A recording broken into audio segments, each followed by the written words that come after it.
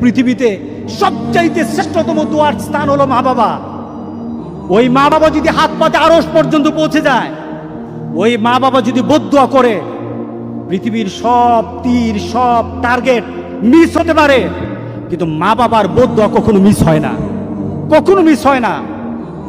আর সন্তান মা বাবার জন্য যখন দোয়া করে, পৃথিবীর কোনো হুজুর, পৃথিবীর কোনো বুজুর্গ ব্যক্তির দোয়া কবুলের ব্যাপারে সন্দেহ থাকতে পারে, কিন্তু সন্তান যখন মা বাবার জন্য দোয়া করে, এই দোয়া আল্লাহ ফেলে দেয় না। সুবহানাল্লাহ। কারণ মা বাবার এই দোয়াটা শিখিয়ে দিয়েছেন স্বয়ং আল্লাহ সুবহানাহু ওয়া তাআলা, রব্বির হামহুমা কামা রব্বায়ানি সাগীরা।